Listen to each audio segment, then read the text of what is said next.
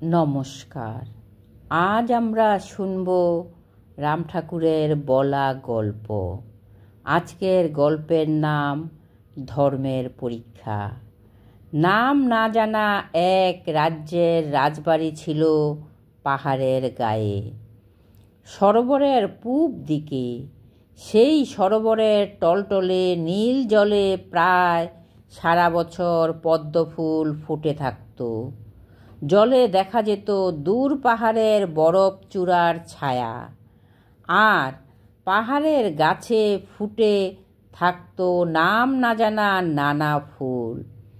দেখে মনে হতো যেন হাতে আঁকা ছবি। তবে সেই রাজবাড়ি ছিল শহর থেকে বেশ দূরে। একদিন রাজামশাই রাজবাড়ির ছাদ থেকে সেই সুন্দর দৃশ্য দেখছেন। হঠাৎ তার মনে হলো ওই বাড়ির কাছেই যে মস্ত খালি জমি আছে, সেখানে হাট বসাবেন। হাট বসলে ধীরে ধীরে লোকজনের বসতি হবে, নগর গড়ে উঠবে। দেশ ও বিদেশের লোক সরোবরের দৃশ্য দেখতে আসবেন। ভিন রাজ্য থেকে যারা আসবেন তাদের সেবা করে রাজ্যের ও প্রজাদের অবস্থার উন্নতি হবে। রাজার ভাবনা মতো মন্ত্রীমশাই অনেক লোকজন লাগিয়ে সেই খালি জমিতে সমস্ত সুবিধা সমেত সুন্দর এক হাট গড়ে দিলেন। কিন্তু দেখা গেল ওই নূতন হাটে দোকানিরা আসতে রাজি নয়। কারণ কি? খবর জানতে রাজা চর পাঠালেন। এক চর এসে রাজাকে বললেন, মহারাজ, দোকানিরা সবাই বলাবলি করছেন এত বছরের এই হাট শহরের মাঝে দিনভর লোকজন গম গম করে। আমরা চাল, ডাল, আনাজ, এমনকি পুতুল নিয়ে এলেও তা বিক্রি হয়ে যায়। এত দূরের নূতন হাটে লোকজন বিশেষ আসেন না। আমাদের জিনিসপত্র কিনবে কে? আমাদের খুব ক্ষতি হবে। সেই বয়ে রাজা মশাইয়ের তৈরি সুন্দর নূতন হাটে যেতে সাহস হয় না। চরের মুখে সমস্ত শুনে রাজামশাই মনে মনে ভাবলেন, দোকানিরা আমার প্রজা। রাজার কাছে প্রজারা সন্তানের মতো। তাদের ক্ষতি যাতে না হয় তা দেখা রাজার রাজধর্ম। এই ভেবে রাজা মন্ত্রীকে ডেকে বললেন, মন্ত্রীমশাই, ঘোষণা করে দিন, কাল থেকেই এই নূতন হাটে দিন শেষে যে দোকানের যা কিছু পড়ে থাকবে তা আমি উচিত দামে কিনে নেব। রাজার এই ঘোষণায় দোকানিরা ভরসা পেলেন। পরের দিন থেকেই তারা বিক্রির জন্য চাল, ডাল, আনাজ আরও নানা জিনিস নিয়ে নূতন হাটে আসেন।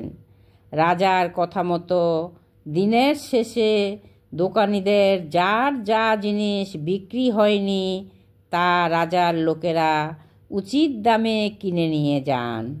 নূতন হাট জমে উঠল। কয়েক সপ্তাহ ভালোভাবে চলার পর এক বিকেলে রাজকর্মচারী এসে দেখেন হাটের সমস্ত জিনিসই বিক্রি হয়েছে। কেবলমাত্র বিক্রি হয়নি এক কুমোরের একটি পুতুল। কেউই সে পুতুল কেনেননি। আসলে সেটি ছিল অলক্ষ্মীর মূর্তি। সাহস করে কেউ কেনেননি। তাই দেখে রাজকর্মচারী পুতুলটি কিনতে ভয় পেয়ে এলেন রাজার কাছে। রাজাকে সমস্ত জানালেন। রাজকর্মচারীর মুখে সব শুনে রাজামশাই কি যেন ভাবলেন। খানিকক্ষণ পরে তিনি বললেন, প্রতিজ্ঞা পালন রাজার ধর্ম। যখন প্রতিশ্রুতি দিয়েছি হাটের যে জিনিস বিক্রি হবে না তা আমি কিনে নেব, প্রতিশ্রুতি আমাকে পালন করতেই হবে। যাও, উচিত দাম দিয়ে সেই পুতুল কিনে নিয়ে এসো। রাজার কথা মতো রাজকর্মচারী হাট থেকে অলক্ষ্মীর মূর্তি কিনে রাজবাড়িতে ঠাঁই দিলেন। পরের দিন সকাল থেকেই শুরু হলো রাজার কঠিন পরীক্ষা। লক্ষ্মীদেবী এসে রাজাকে বললেন, অলক্ষ্মীর যেখানে জায়গা হয়েছে সেখানে আমি কোনোভাবেই থাকতে পারি না, আমি চললাম। শুনে রাজা বললেন, মা, আপনার যা ইচ্ছা তাই হবে, আপনি যেতে পারেন, আমার কোনো আপত্তি নেই। লক্ষ্মীদেবীর পর একে একে অনেকেই এলেন, রাজাকে জানিয়ে বিদায় নিলেন। রাজামশাই কাহাকেও বিদায় দিতে আপত্তি করেননি।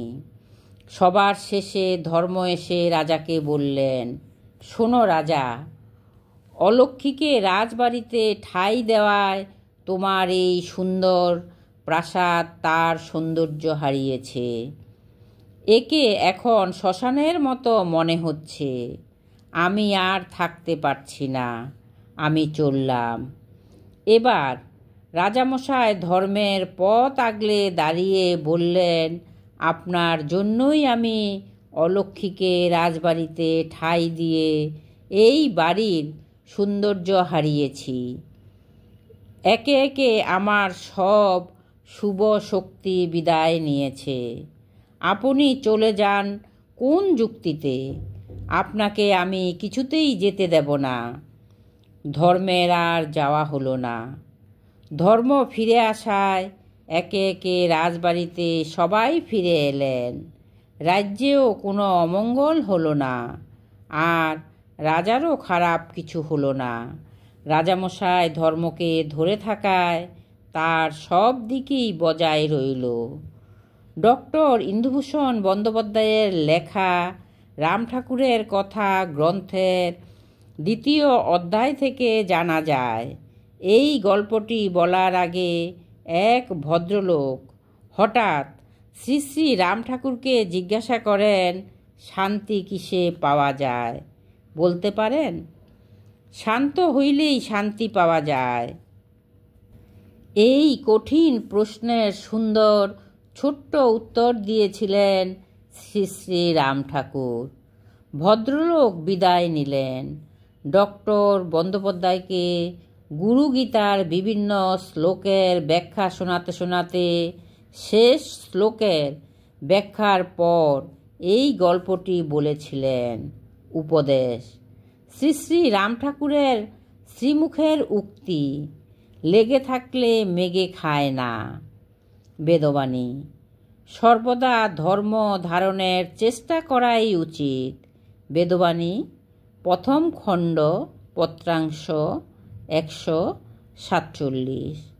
গুরুর আজ্ঞা ধরিয়া থাকাই ধর্ম, ইহাই নিষ্কাম যজ্ঞ, ইহাই হরিনাম এবং ভগবৎ সেবা। বেদবাণী, 2য় খণ্ড, পত্রাংশ 109। মনের বেগ, ধৈর্য ধরাকে ধর্ম বলে। এই ধর্মকে আশ্রয় করার নাম সাবিত্রী ব্রত। বেদবাণী, 3য় খণ্ড, পত্রাংশ 92। ঠাকুরের রাতুল চরণে জানাই শত সহস্র প্রণাম। সবাইকে জানাই রামময় প্রীতি ও শুভেচ্ছা। জয় রাম, জয় গোবিন্দ।